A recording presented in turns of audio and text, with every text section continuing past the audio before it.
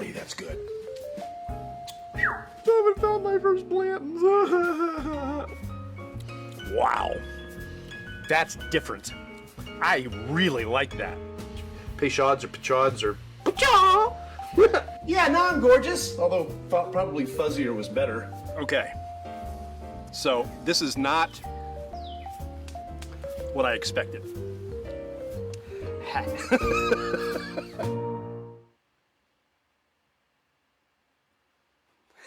Hey, how's it going?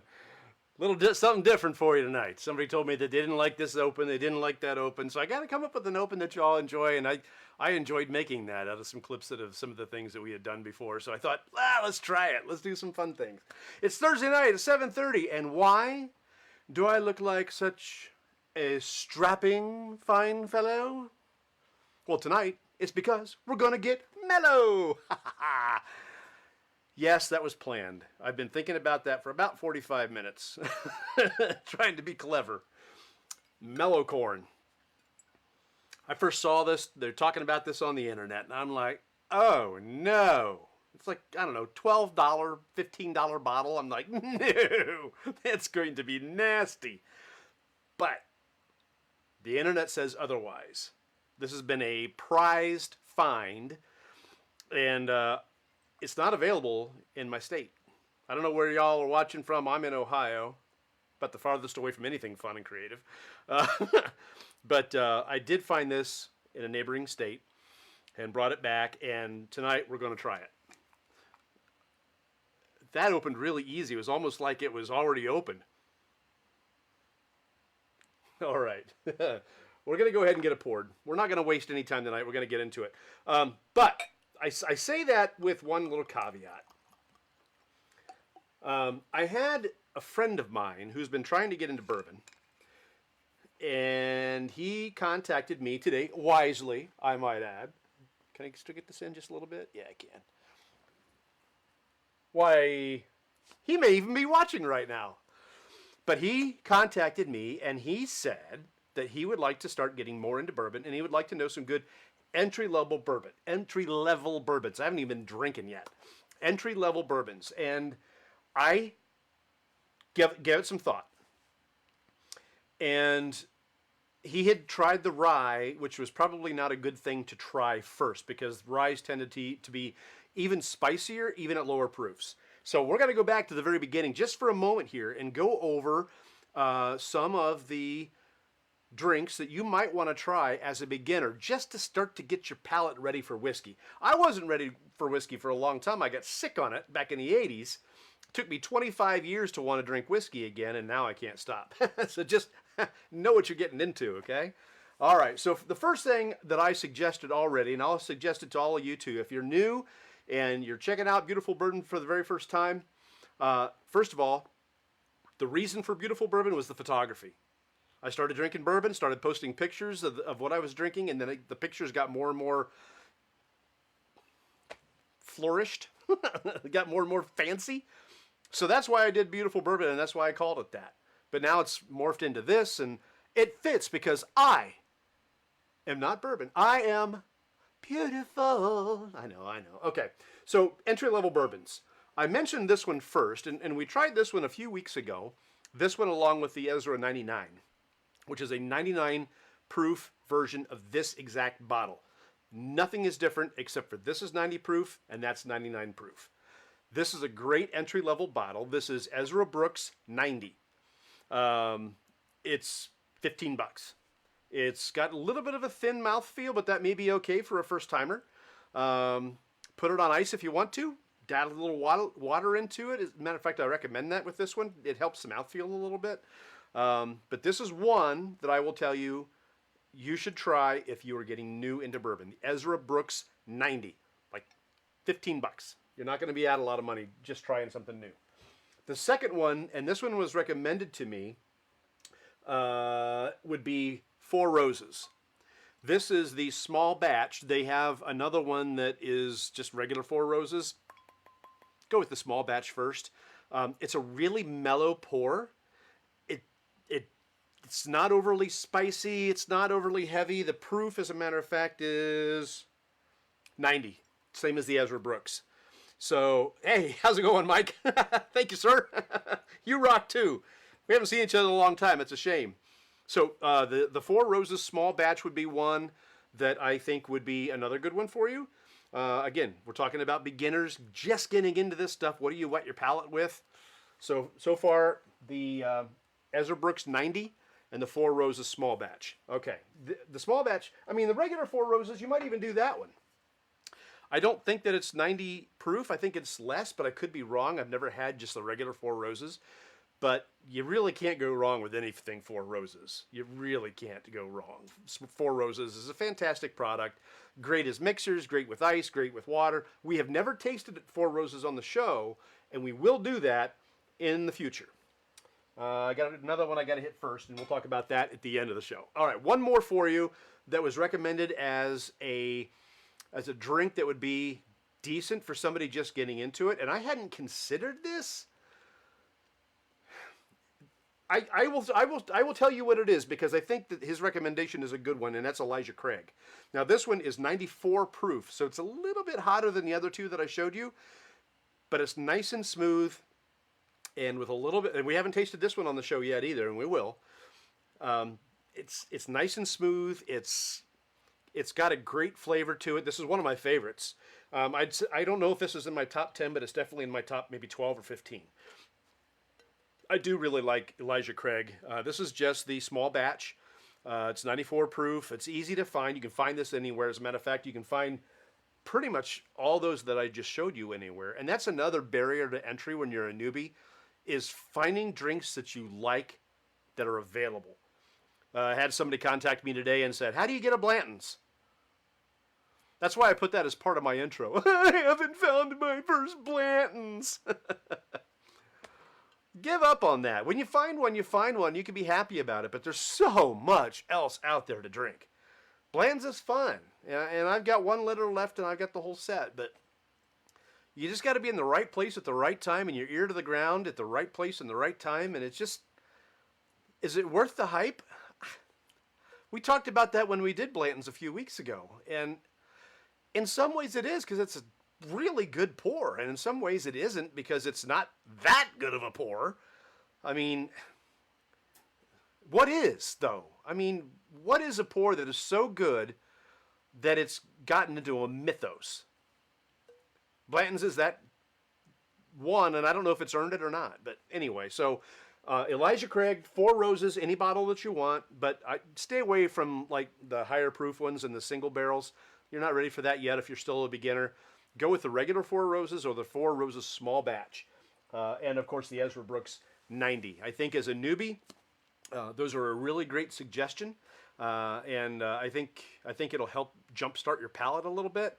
Do it a little bit at a time. If you have to add a little ice, some of those good with ice, some of those they fall apart. So I would always recommend that if you can't drink it straight, to add a little water to it, take out some of that ethanol. Do that before you cool it down, because when you cool down bourbon or rye or corn whiskey or anything, you change the expression of the whiskey. Now you do that with water too, but it's more minor. So if you're having trouble drinking neat because of the ethanol, because it burns a little bit, whatever, add enough water to it that it starts to change and pull that ethanol down. You'll be a little happier. I had to do that with Stag. Whoops, this always falls. I had to just take it off. It was a gift, though, when my father passed away, so I like to have it here. So the Stag... Okay, this is going to have one more chance that I'm going to throw it on the floor. Okay. Now it's not even. Now it's going to bug me. All right. Okay. I can't throw it on the floor. It's Amazing Grace. You don't throw Amazing Grace on the floor. Come on.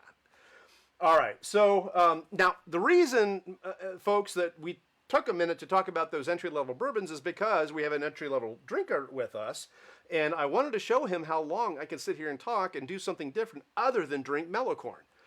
It's been sitting here in the glass for a couple of minutes. Traditionally, I let it sit about 5 minutes before I get into it because I like to let it open up. Now, in a Glencairn glass like this, it's going to open up slower because it has less air getting to it. But I use the Glencairn glass because the snoot at the top will help direct the aromas of the whiskey in the menage. Okay, and that's what I wanted to do. I want to bring it up into the menage. Michter's by far. Woodford.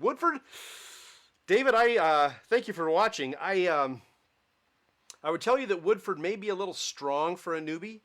I know people today that still prefer the lower proof and less spicy things, and Woodford is like to them. I love Woodford. It's one of my top 5. I really like Woodford a lot, but it may not be a great pour for somebody just getting started out. Michter's, gosh, that's a good one, Aaron. I really like Michter's a lot. I would add that into my newbie selection if it was all the time easier to find. The bourbon is not, the rye is almost always something to find, but some people like rye and some people don't.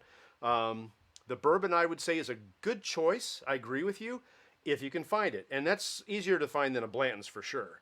Kevin, how are you? Let's see, Russell's 10-year for newbies. Russell's 10-year. We haven't tried it out on the show yet. I have had Russell's. It's been a while. So I maybe. I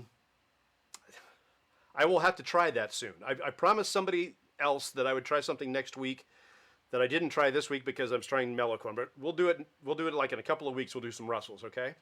I got to keep a list of all the suggestions, Kevin, because you're good at this, and you're along with me on this ride, and I'm like, So, okay. Well, now let's get into Mellow Corn. Mellow Corn, boy, this I'm going to have to get my glasses on because I wrote a lot down about Mellow Corn. On the nose, it's fantastic. I'll just tell you that right now. But so why did it become the whiskey equivalent of a viral meme last spring? Why is the bottle so ugly, and does it taste any good? We're going to find that out tonight. So Mellow Corn was first, it's been around for 76 years. Now, if you are watching the internet and you're seeing people talk about Mellow Corn like it's the newest thing ever, in a way it sort of kind of is. Been around for 76 years, got started in 1945 by the Medley Distilling Company, and people have called it in recent years the bartender's handshake, because bartenders would get a bottle of this stuff and keep it under the bar and pour it without their customers knowing it. If they order an old-fashioned or a this or that, they would pour it with the corn whiskey to see if their customers noticed. They would pour it for themselves to see if their customers noticed, or if they would notice, rather. And it became just kind of a little meme between bartenders. So it was purchased by Heaven Hill, along with a bunch of other brand names like you might even know, Old Fitzgerald, Dubonnet, and Grand Canadian. Now, the president of Heaven Hill, Max Shapira, saw Mellow Corn on the list and asked if United Distillers wanted to add that to the buy. And they basically looked at him and said, yeah, throw it in, as if they didn't care about it. Now, United Distillers was not the original distiller, but they had somehow come across the name. They had somehow gotten hold of it, and they didn't market it. You didn't see it anywhere. It was basically a Kentucky secret. And it wasn't even that big of a secret, or it was actually a pretty big secret in Kentucky even. Not a lot of people even there knew about it. So, Heavens Hill also saved Rittenhouse Rye and Pikesville Rye when they were dying on the vine. Now it's tough to order a Sazerac and not have it made with a Rittenhouse. I have some Rittenhouse, so I'm going to try that one of these times. Hey, Tom, how are you doing? Let's get them started in the right place. My top 5? It changes all the time. I'm drinking every week, David. What the top 5? Top 5. Jeez. Eagle Rare, I'm going to put in the top 5. It changes place daily. Evan Williams single barrel vintage has got to be top 5. I'd have to say Woodford's in the top 5. Woodford Reserve for me. Gosh, it changes so often. I think the Michter's that Aaron brought up is in the top 5. The Michter's US 1 is one of my favorites.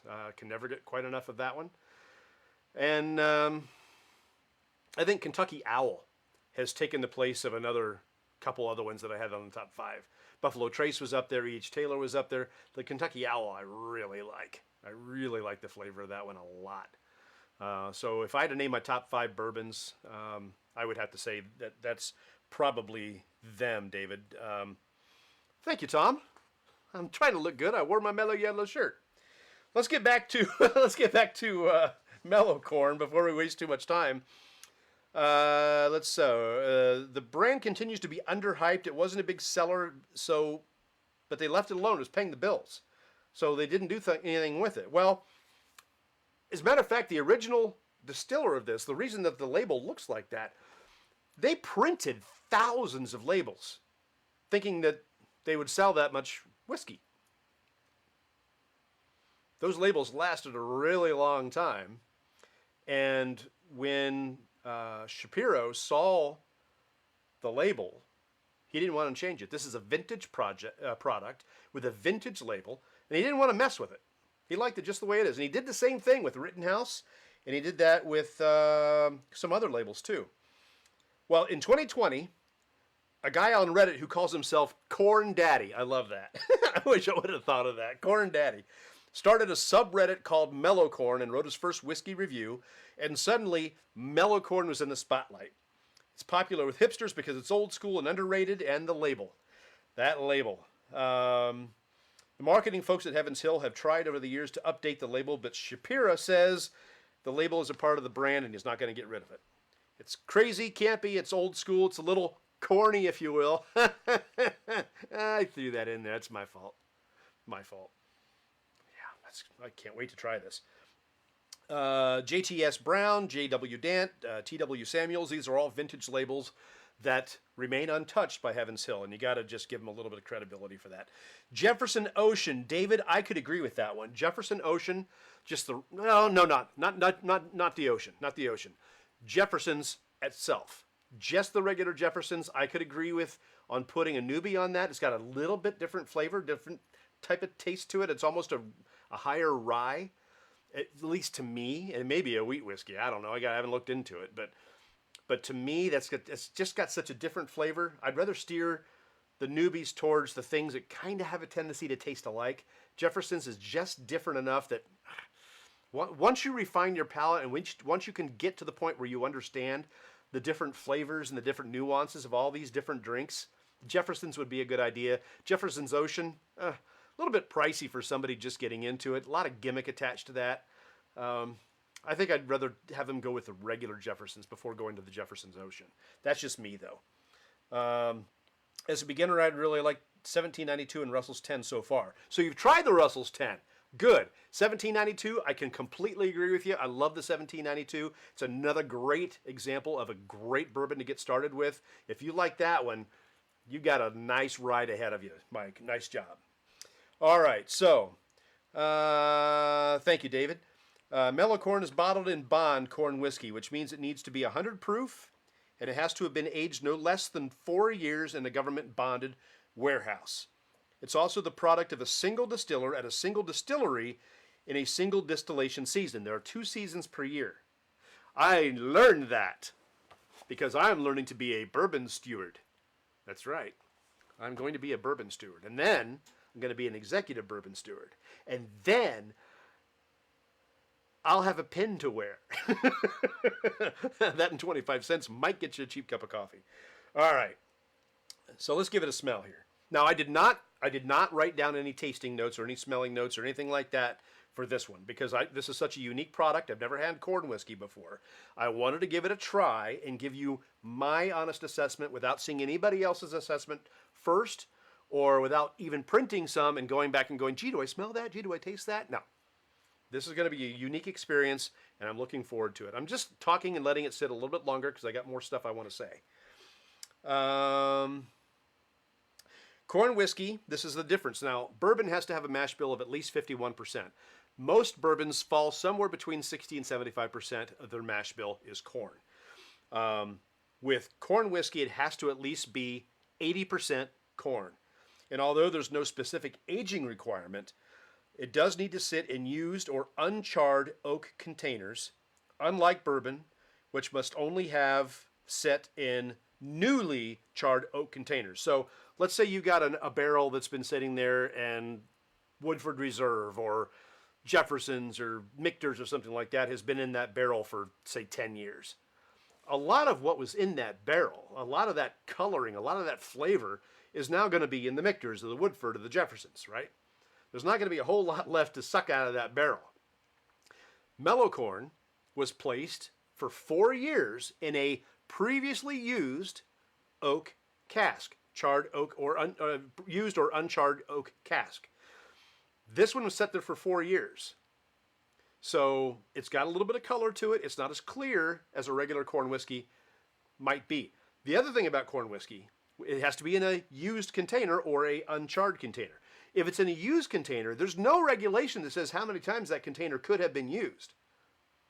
That container could have been used for U.S. bourbon, then gotten sent off to Scotland to be used in a scotch, which is very peaty, and then could come back and be used for corn whiskey, which would seriously alter the flavor of the corn whiskey because the peat add a lot of smoke to it. I don't think you're going to find that in this, but that's how corn is used. I even checked this out. Check this out. I did some stuff. Watch this. I wrote down, or I got prepared to show you the regulations. There we go. Corn whiskey is a whiskey produced at not exceeding 160 proof from a fermented mash of not less than 80% corn grain and if stored in oak containers stored at not more than 125 proof in used or uncharred new oak containers and are not subjected in any manner to treatment with charred wood. It also includes mixtures of such whiskey. All right? That's the first one. Now, you may wonder, what happens if it's stored for at least 2 years? Well, then it can be called a straight corn whiskey. Shall we? Straight corn whiskey, stored in or used in the uncharred new oak containers for 2 years or more. Straight corn whiskey may include mixtures of 2 or more straight corn whiskeys, provided all the whiskeys are produced in the same state. That's only if it is a blend of different ones, a mixture of 2 or more straight corn whiskeys. Okay? All right, back to me. La la. All right. So, we're almost done with this. I wanted to get through a lot of it here. Mellow Corn costs $12 generally. Now, it's going to be different levels in states that aren't as stringent on their prices as Ohio is. I found it for $12.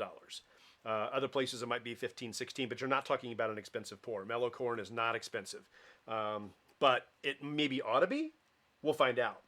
It's not available in Ohio, although it's available in most of the country. They say it may be less sweet than you might expect. Corn is sweet, but it's not the predominant flavor grain in bourbon like rye or wheat is. Sweeter bourbons tend to be wheaty.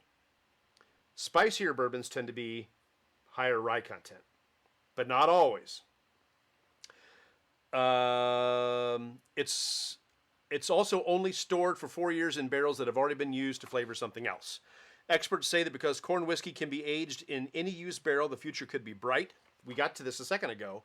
Could be aged in barrels previously used to age a heated, smoky scotch, or perhaps a tawny port wine, or something else. So, there you go. That's all the notes I have on Mellow Corn. Time to stop dilly-dallying. Let's taste that bad boy. I've been looking forward to this. I really have. There is ethanol in the nose, but it's 100 proof. Let's get rid of those. Coming up, we're going to show you what we're doing next week, so stick around.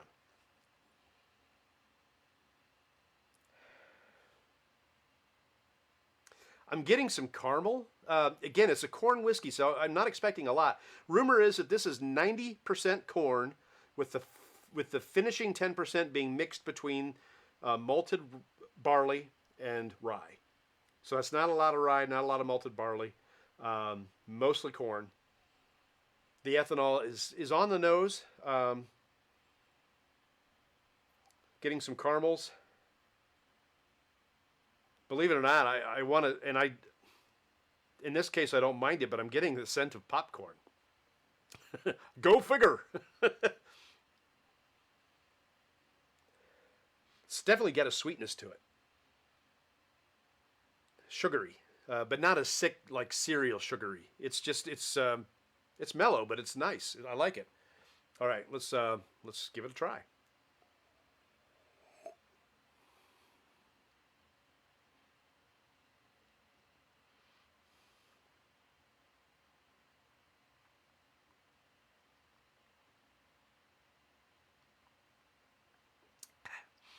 Okay, I wanted to get the palate ready for it. I told Mike today, I said, you got to let it sit on your tongue for a little while. And it may even take more than once. Get your palate acclimated to the proof, to the ethanol burn. And then once you get past that and it doesn't burn anymore, now you can taste it, right? This is the first drink I've had in a few days, so 100 proof, bottled in bond, 4 years in a barrel. Let's go for number 2.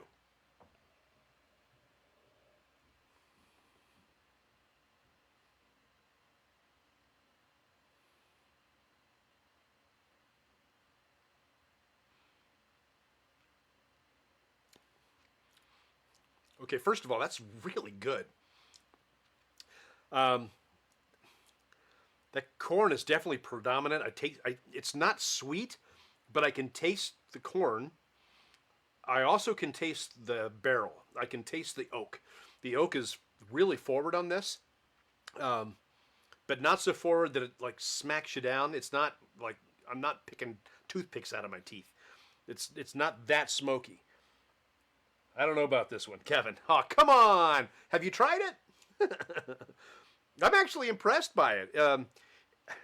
It's so different that it's difficult to pull out the notes that I would normally like to pull out. I think my glasses fell somewhere. Of course, they're glasses, so I wouldn't be able to see them if they did. Oh, there they are. All right. So I'm getting that sweet. It's not a dark caramel. It's a sweet caramel. I'm not catching any fruit. Maybe some cereal, like maybe Rice Krispies. That's made out of rice, though, not corn.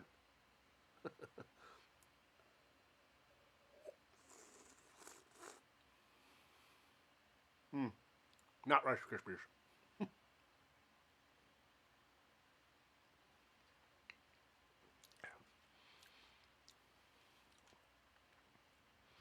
That corn sweetness just this it's tops. It's the top of it. It's buttery. It's got buttery. It's got buttery. Maybe just a little pepper towards the back end of it. I like this. I mean, I'm not going to put it in my top 10 pours, but there's a lot of stuff that I've tried that isn't in the top 10 pour. Lots of stuff. You've seen how much I've tried here, and I didn't name it in the top 5. So, but I do like this. I would buy this again, and I have. I have another bottle of it. But I would buy even more of this. I do like it. If nothing else, it's good to buy to, let people like your friends like Kevin, who's a doubting Kevin, try it and have them go, all right, yeah, okay, I like it. Yeah, you were right. Of course I am. Of course I am. All right, I got to get these on my open mind for this tasting. Oh, you did? Okay, and am I... Okay, so Kevin is tasting alongside. I'm just curious as to what notes you're pulling out. I'm getting maybe some popcorn on the nose, a light caramel, maybe a little vanilla, some pepper. Definitely that flavor of corn is there in the finish too. It's very... Grassy is not the right word, because when you pull a husk off the corn, it has its own smell. It's not grassy, but you know that smell when you pull the husk off? How sweet it is, and how it makes your mouth water as you're waiting for that corn to get made in the pot? That's kind of what the finish is that corn husk. It's delicious, actually. I really like it. I like that, Kevin. I like that you open the same ones and drink it along with me. Hopefully you should have the one that I'm going to open next week. We'll get to that in just a little bit.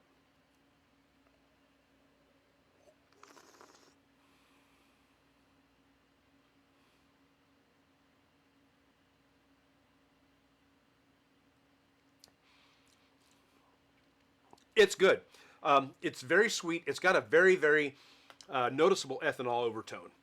And that's the 100 proof. So, for folks like Mike, who are new, and you're interested in Mellow Corn, just because it's so sweet, and you want to knock it down a little bit, let's do that next.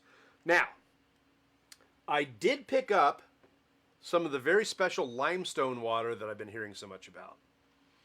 I did some more research and found out the limestone water for a drink may be just as much gimmick as anything else. Because when they cut their bourbons to bring them down to proof for bottling, they don't use limestone water to do that. They use, what's it called? Osmosis. Reverse osmosis water, filtered water to do that, not the limestone. Limestone is good to make the bourbon. The filtered water is what they cut it down with. I did buy some of that, but since this isn't bourbon, I'm not going to use the limestone water to cut this down. Instead, I've got my reverse osmosis water that I'm going to cut it down with.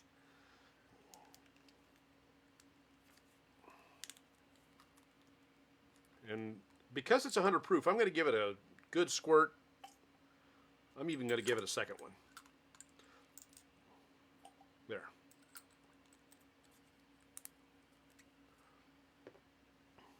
I find that those squirts help me measure out exactly how much I want to put in.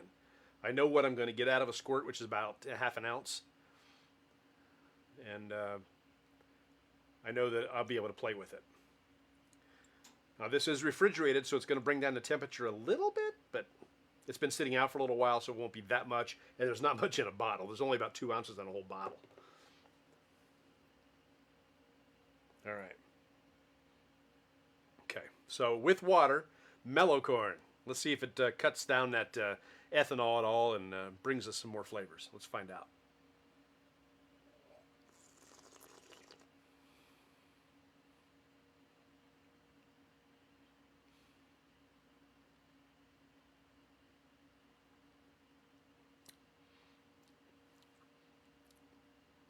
That's cool. So, that is cool. I only added maybe a half ounce of water to that, but man, oh man. To me, it reduced the ethanol on the front, but not the back. It actually added spice to it, which may be from the rye that I wouldn't have gotten before. It definitely rounded out the flavor and brought more out of it. It's not as sweet as it was before I added a half ounce of water. Now I've only got maybe an ounce or an ounce and a half in the glass to begin with. There's not a lot of Mellow Corn in this glass. But by golly, that adding water to it changed its character a lot. It really amplified a lot of the things that you may be looking for in a whiskey.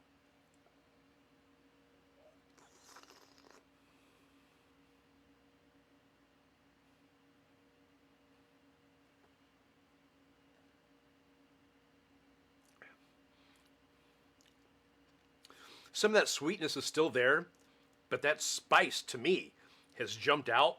That sweetness of the corn, that husk that I talked about a minute ago when it was neat. Minimized, still there, but minimized. The caramel is still there to me. That oak is still there. The ethanol is on the back now instead of right up in the front. The bloom is that healthy burn that starts in the center of your tongue and just kind of goes out. The bloom has moved. It was a nice bloom to start with. As a matter of fact, it didn't even bloom. It just kind of sat there, which is cool. But now it's in the back. It's like in the back third of my tongue. And I feel it in my lips now, where I didn't feel it before. That's pretty cool, actually.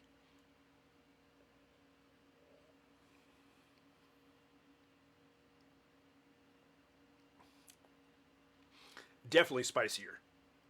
To me. Other people may feel differently, but to me, I'm getting a spice that I didn't get before. And I like it. It adds some luster to this. Not that it needed it, but it gave it another dimension that... And I was never a fan of adding water to open up my whiskey. And some of them, I've heard about that. You add water to like a Woodford Reserve to open it up. I have tried it. I'm not convinced that works on Woodford. With this one, and with the Uncle Nearest we tried last week, water definitely changes the character. Uncle Nearest 1884 specifically last week was a very sweet Tennessee whiskey. Adding water brought out the spice. The 1856, adding water brought out the spice. The Mellow Corn, adding water brings out the spice. Now, I just burped the Mellow Corn. And I have that husk flavor again. That string, the stringiness, the husk, the strings that come off the husk, I have that. So it's delicious. I like it. I like it. I'm not a purist. I can find love in just about everything. Tennessee whiskeys are a little harder for me. I don't like the finish on those. They're just a little bit tough for me to enjoy compared to bourbons and other things. And I like a bourbon better than this. But I like this. So Kevin says it's better on water, which is a first for me. Right? Right? Isn't that odd? Normally, the water is supposed to cut it down. It's supposed to mellow it out, allow you to maybe pick out different flavors. In this case, it did that. You can pick out different flavors, but it didn't mellow it. It didn't mellow the Mellow Corn. It's just strange, but that's why tasting different whiskeys and bourbons is so much fun, because they are all different and they all respond to different things under different stimuli. Like ice. Now, I made a big deal out of this last week, and the week before, and the week before, and the week before, and the week before. My gorgeous, clear ice sphere. And I've been on different bourbon groups, and I've been talking about my gorgeous, clear ice sphere over and over and over again, to the point where people are starting to ask me on all these different groups, what do you use? I posted it on the page. The original that I bought, evidently the company sold or went out of business, or I don't know, but somebody else seems to have picked up the SKU, SKU. So I've posted that on Beautiful Bourbon if you want the same mold that I've got. I just pre-ordered, I'm a little verklempt, a new ice maker, clear ice mold.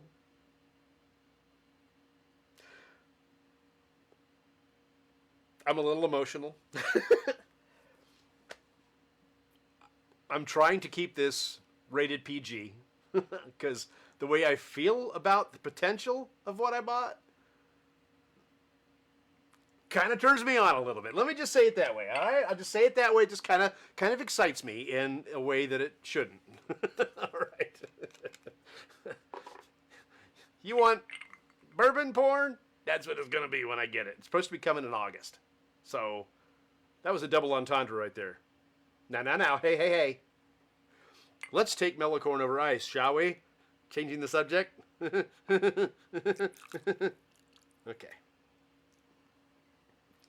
All right, Kevin, we're trying it on ice now. I hope you paced yourself. I love the fact that it's even a bottle cap. You know, it's a screw-on cap. There's been a bit of a war online about corks and caps. I guess there are some brands that have switched to corks because they're considered more hoity-toity, and people want hoity-toity in their $50 bourbons. I get it. The plastic cap can never degrade, can never fall apart and end up in pieces in your drink.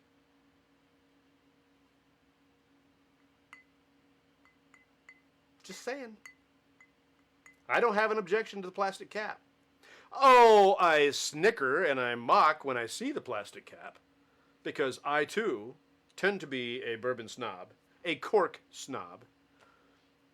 But at the end of the day, if every drink went with a plastic cap, except for Blanton's, I want the horse. Sorry, Mike, I don't mean to do this to you, but I have this. I have a lot of these. Sorry.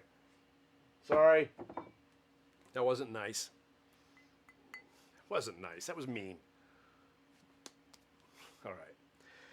All right, Mellow Corn on ice. All right. Okay.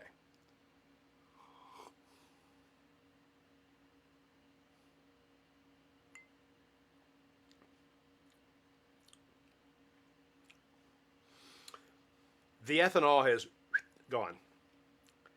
That's why I worry about ice sometimes, because if you put ice in a drink, it's going to change the character so much, and it's going to cool it down. And when you cool it down, you mute a lot of the flavors. The spice is going out of this, even though this ice cube is going to melt a little bit. Ice balls, ice sphere is going to melt a little bit. The surface area of this is much less than if I would have added a whole bunch of ice cubes. But still, it is going to melt a little bit at a time, and it's going to add water to the drink, and it is going to change the character with both coolness and water. But it's the coldness that has a tendency to mute the flavors more than the water, more than the dilution, depending on how much dilution ends up going into the drink over time. Now, by the time I finish this, if I didn't finish it till the ice cube was melted, then I'd have a really, really watered down drink. But this is an ice sphere, and it's clear, and it's going to melt slowly. So what I'm getting is more cold than water. And the cold is muting the flavors, but the thing that stands out is that corn flavor. That husk, that corn grass, remember that smell when you pull that? That's that flavor, and that's what I'm getting the most off of the ice.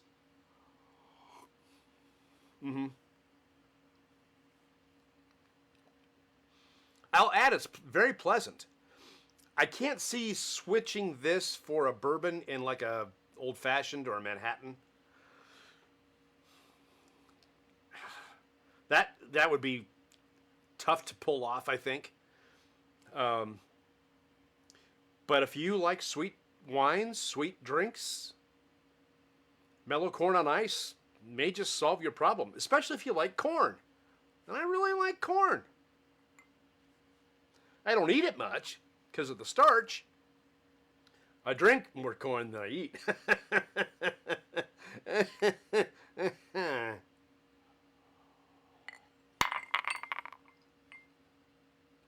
I like it. I like it. I would say that if you're out of state and you get the opportunity to pick up some Mellow Corn, you should do it. Get a couple bottles. It's cheap. $12 MSRP. Might be a little bit more wherever you happen to go to find it. But I like it. I like it.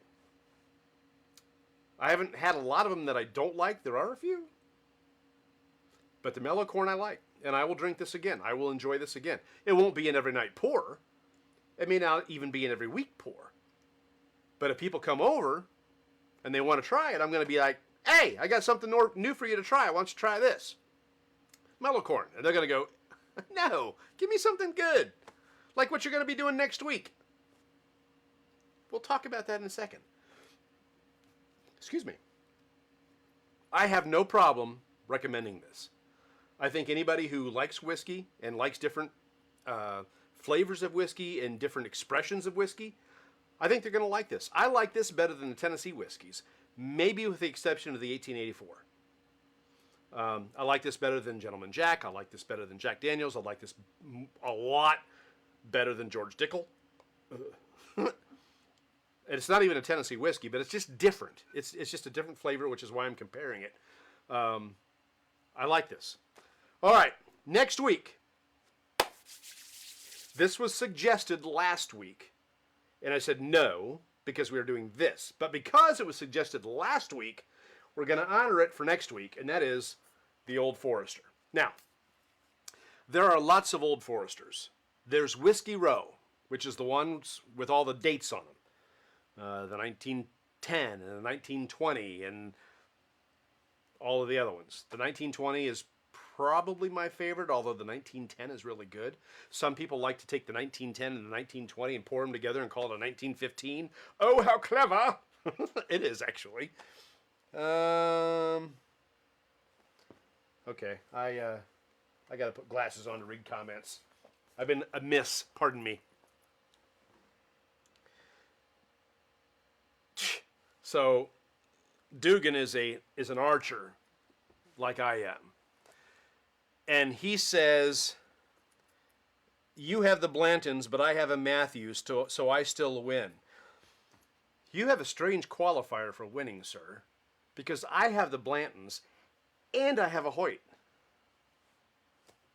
You lose twice over. And because I'm a caring individual, I won't go into the reasons why you lose. but you just got spanked. All right, Old Forester. This is a non-expensive. This I don't remember what I paid for it. This is under $30 for this. This is the 100 proof. There's another one that's a 90, and I thought I already had the 90, so I bought the 100. Turns out I already had 100, so now I got 2 of these. So now I need to go back and get the other one. But I got this one. This is the 100 proof. This is going to be our drink next week. We're going to do the Old Forester next week. Is this bottled in bond?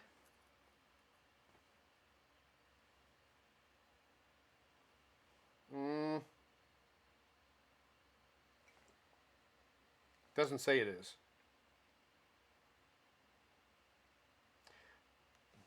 I'm looking at the top. I do not see that this is bottled in bond.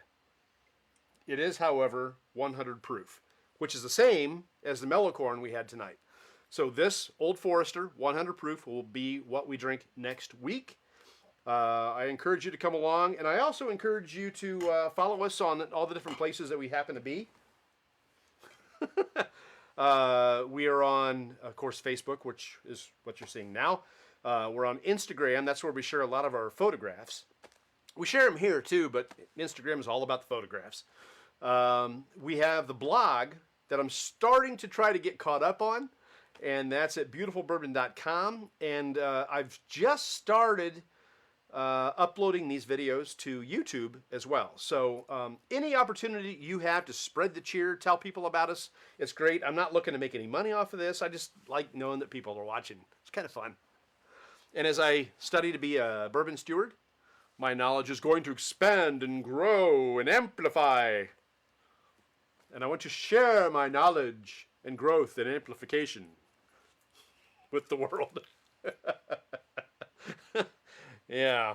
So, on the rocks, cut it back just a bit. Yeah.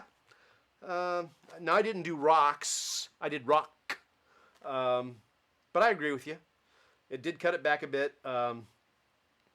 But for me, when I cut it back, the ultimate flavor, again, that really stood out was that corn husk. And it's sweet, and it's tasty, and it's unique, which I really like about it. It's different. There are other corn whiskeys out there. This is the first one I've purchased because this is the one that made headlines. This is the one that went crazy on the internet. And it's so damn ugly. I mean, seriously. Now, they did say that they may clean up the label a little bit, but the essence of the label isn't going to change. They wanted to leave the essence of the label alone. But maybe they cleaned up the font a little bit or taken out some of the stuff. I mean, it even has the original crest of the family right here on the label. Yeah. It even has the copyright, 1945. Regulation U.S. Patent Office. So, I mean, this is the original 1945 artwork. I liked it. They didn't mess with it, you know? As somebody that's older, not that old, but I liked that they didn't mess with it. Some things just need to be not messed with, like Looney Tunes. Quit screwing around with Looney Tunes. Leave it alone. Don't take the guns out. It was never meant for children to begin with, so move along. Move along. Right, David? Kevin, are you serious? Anybody want a bottle of Mellow Corn? If you don't want it, I'll take it, because I'll drink it. I like it. You snob. And I mean that with love. All right, with that, we've been here for, oh my goodness, a little, about 40 minutes, and that's about 10 minutes too long. So I'm going to let you go. But again, next week, Old Forester, 100 proof, bottled in bond. And with that, we're going to say thank you for watching. Do spread the word. Let people know we're here. Tell people about us. And I'm watching. I'm watching. When you share, I can see it. So share a lot. So I go like, they're sharing. Do it. Because I will cry like a baby because I'm so happy. All right, guys. You have a good one. And we will see you next week with Old Forester 100 proof. See you then.